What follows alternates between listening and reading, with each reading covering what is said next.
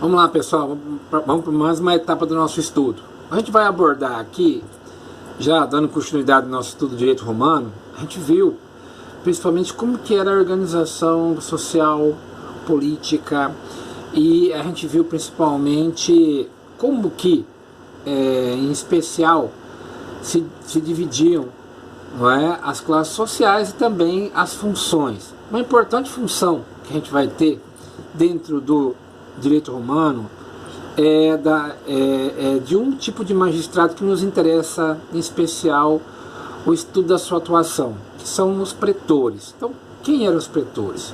Os pretores eram chamado um tipo de magistrado, né, uma autoridade constituída e que inicialmente era nomeada pelo rei e depois, posteriormente, passou a ser eleito pelo povo, e ele tinha um mandato, que era de 1 ano.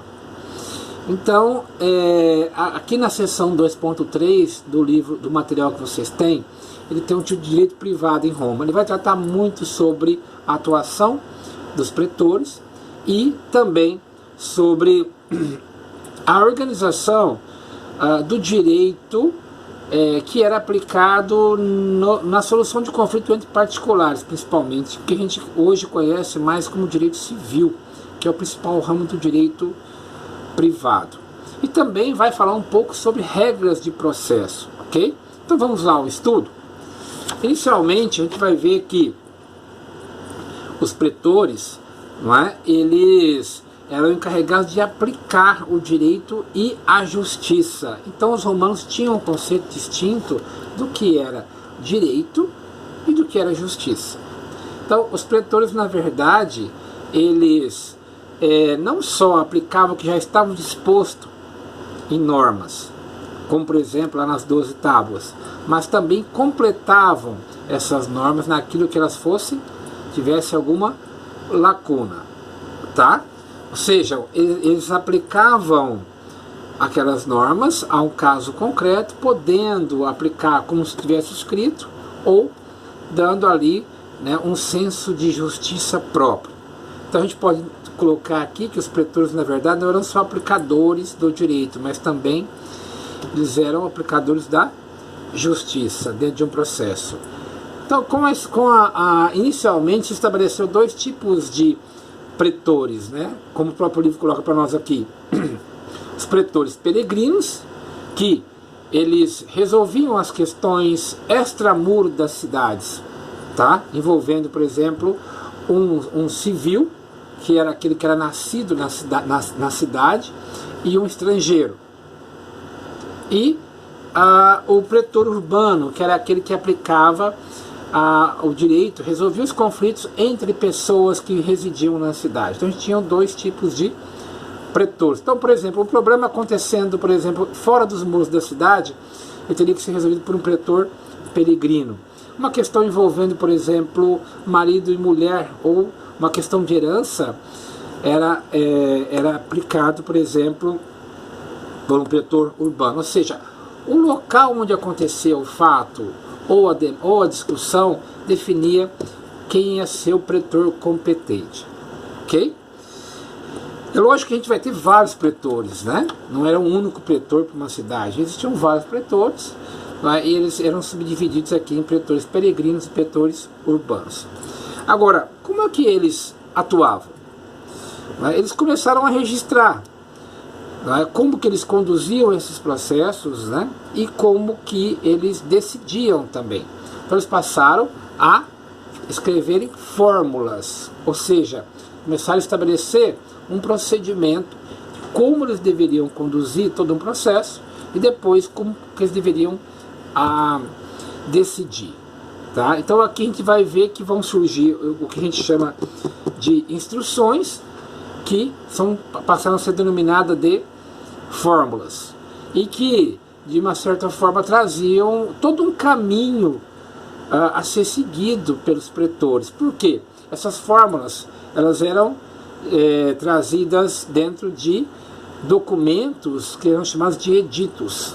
Então cada pretor tinha um mandato de 1 ano e ele editava essas fórmulas, né, respeitando as fórmulas do seu antecessor, até porque ele tinha um mandato de 1 ano, e ele poderia alterar essas fórmulas aprimorando-as também. Então, durante o tempo que ele tivesse ali, essas fórmulas aqui passavam a valer. Muito bem, então a gente tem as fórmulas dos pretorianas, né, como o primeiro modelo de processo civil na humanidade, que a gente tem o processo civil romano. Então a gente tinha a fórmula modelo, que eram as instruções para todo tipo de ação que o pretor ia conduzir, tá? E era chamado de edito. E as formas de julgamento, que traziam ali já as soluções que foram sendo aplicadas, o registro das soluções das decisões que foram sendo aplicadas em casos similares. Então você tinha, né, 2 tipos de fórmulas, uma para conduzir um processo e uma para decidir o processo, tá? Muito bem. Essas fórmulas, né, elas tinham 4 pontos principais. A primeira parte, né, que eram fórmulas modelo, que traziam as instruções de como conduzir um processo, elas eram divididas em 4 partes, né, distintas. Primeiro, a demonstração. Segundo, a intenção, a adjudicação e a condenação. Olha, pessoal, no livro didático está muito bem descrito essas 4 etapas. Significa, por exemplo, essa primeira parte, na demonstração, seria o próprio pleito, a própria descrição do que aconteceu. Por exemplo, eu emprestei o dinheiro para B e B não me pagou. Tá? Então essa era a demonstração, era a descrição do fato. Tá? Depois você tinha a intenção. Qual que era a intenção? Por isso eu venho pedir a vossa excelência, senhor pretor, que aplique o direito, ou seja, faça com que ele me pague com juros e outros acréscimos, ou me pague em espécie animal e assim por diante. Tá? Então a intenção era o que eu pedia. A adjudicação era quando justamente a autoridade já começava a decidir. Tá? Então a intenção ela tinha que ser provada também. Tá? Eu tinha que alegar, eu tinha que pedir e provar que realmente isso aconteceu. Então a gente vai ver aqui que na intenção eu tinha que fazer também a produção de provas, né? A adjudicação já era quando a autoridade entendia ser devido, ser adequado, ser procedente àquela demonstração e dava uma procedência, né? Um acolhimento àquele pedido. É a adjudicação. E no final, na condenação, ele aplicava o direito dentro de se não tivesse uma regra já estabelecida, uma situação daquela, ele poderia completar isso, né, trazendo uma nova regra, ok? Então aí já seria a condenação, tá?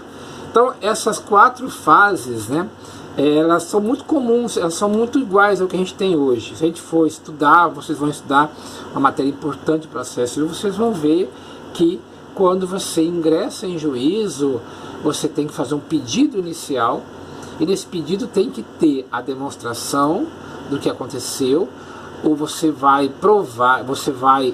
provar que existe uma disposição de lei que ampara aquela sua demonstração, e depois a sua pretensão, né, que é a sua intenção, para o juiz depois adjudicar a você tem ou não esse direito, e depois condenar a outra parte, né, a cumprir essa determinação, tá? Então aqui a gente vai ver principalmente, né, que começou a se subdividir também a função dos pretores. Existiam aqueles pretores que só conduziam o processo, né, e colhiam provas, e aquele pretor que julgava, tá? Então a gente vai ter principalmente, né, já com o aumento dessa atividade, por exemplo, né, dos pretores, que vai, além de se subdividir por área de atuação em urbano e peregrino, também você vai ter um pretor que ele processa e julga, não processa e outro que julga, tá? Dá para a gente pensar, né, nessa situação agora que estão querendo implantar aí do juízo de garantias, né, que é um juiz que vai atuar ao lado do juiz da causa principal para questões recorrentes dentro de um processo. Mas vamos voltar aqui para a nossa questão histórica, tá? Então, a gente já viu que essas fases, né, dessa primeira fase, dessa fórmula, ela era muito característica e muito forte e que deu origem ao que a gente chama de um processo civil romano, tá? Depois a gente vai encontrar que de tanto editar fórmulas, eu tinha que consolidar isso. Então, o pretor ele ia editando fórmulas para processo, fórmulas para sentença, e isso acabava sendo registrado dentro de um documento, que eram os editos, tá? E esses editos, eles, por terem regras de processo e até mesmo regras de aplicação do direito, né, eles vão dar uma origem ao que a gente chama de uma posterior codificação, tá? Então esses editos, na verdade, eles valiam para aqueles pretores que os pronunciavam, tá? Mas poderiam também ser validados por aqueles que os sucediam, tá certo? Muito bem. Eles tinham um valor significativo porque acabaram por trazer para nós com grande riqueza como se organizava o sistema jurídico, principalmente na aplicação do direito entre as pessoas, que é chamado direito civil, tá? Então, posteriormente, esses editos, né, eles foram sendo selecionados por assunto. Por exemplo, como que eu processo uma ação de reparação de danos entre duas pessoas que fizeram uma compra e venda, ou como eu vou fazer, por exemplo, para resolver uma questão de direito de família. Então isso começou a ser separado por áreas, por assuntos, né, e ser organizado. Então isso se dá através do que a gente chama do fenômeno da codificação. Isso aconteceu posteriormente, já na terceira fase do Império Romano, que foi o do Alto Império ou Principado, tá? Essa codificação dos editos dos pretores se deu porque já existia um volume muito grande de fórmulas e isso teria que ser melhor organizado. Então, esse edito, que a gente chama o primeiro código, né, de direito romano, se tem notícia, foi o edito perpétuo do imperador Adriano, tá? E ele perdurou principalmente ele começou a ser feito principalmente na terceira fase e foi até o declínio. Então aqui na página 92 tem para vocês como que esse edito perpétuo, ou seja, esse primeiro código que a gente tem notícia, né, que foi construído, que foi elaborado dentro do direito romano, ele tinha 4 partes bem definidas que tinham, por exemplo, a primeira parte, regras comuns, parte geral. A segunda parte vai falar sobre a proteção de direitos, tá? Meios jurídicos. A terceira parte vai falar sobre questões, por exemplo, relativas a direito de família, tá? E a quarta parte vai falar mais sobre a questão das decisões, o que deveria conter uma decisão e assim por diante. Olha que interessante, gente. Se vocês forem estudar, aqui na verdade esse código não separava processo civil de direito civil, mas por área, né, tinham regras processuais, de direito processual e de direito material. E por fim, para fechar com vocês aqui, a importância, né, da jurisprudência. Por quê?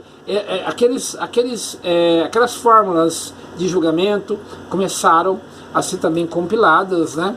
E uma vez reiteradas, elas passaram a ter um posicionamento que deveria ser seguido pelos demais pretores, tá? Então a gente vai ver que isso aconteceu principalmente no término da República e já na terceira fase aqui do Alto Império, ok? Então a gente chama vocês para fazer uma leitura. da unidade 2.3 e responder as questões que estão ali propostas. Até a próxima.